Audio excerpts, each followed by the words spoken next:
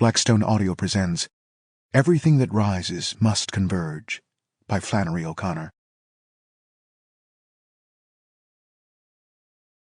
Everything that rises must converge. Her doctor had told Julian's mother that she must lose 20 pounds on account of her blood pressure, so on Wednesday nights Julian had to take her downtown on the bus for a reducing class at the Y.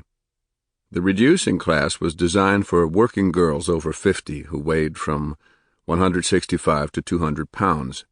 His mother was one of the slimmer ones, but she said ladies did not tell their age or weight. She would not ride the buses by herself at night since they had been integrated, and because the reducing class was one of her few pleasures necessary for her health and free, she said Julian could at least put himself out to take her, considering all she did for him. Julian did not like to consider all she did for him, but every Wednesday night he braced himself and took her. She was almost ready to go, standing before the hall mirror, putting on her hat, while he, his hands behind him, appeared pinned to the door frame, waiting like Saint Sebastian for the arrows to begin piercing him. The hat was new and had cost her $7.50. She kept saying, "Maybe I shouldn't have paid that for it. No, I shouldn't have. I'll take it off and return it tomorrow. I shouldn't have bought it." Julian raised his eyes to heaven.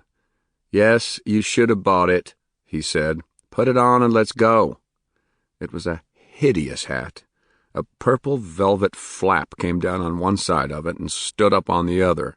The rest of it was green and looked like a cushion with the stuffing out. He decided it was less comical than jaunty and pathetic. Everything that gave her pleasure was small and depressed him.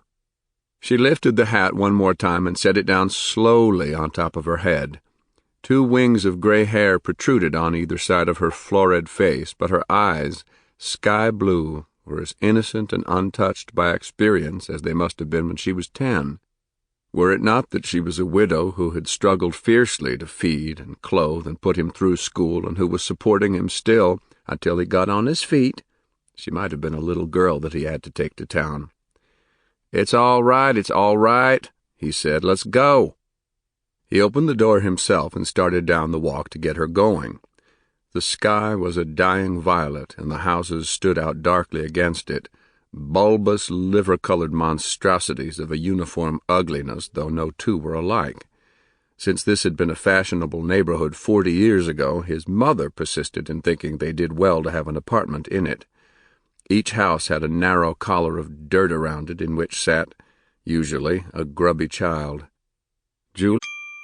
Sample complete. Ready to continue?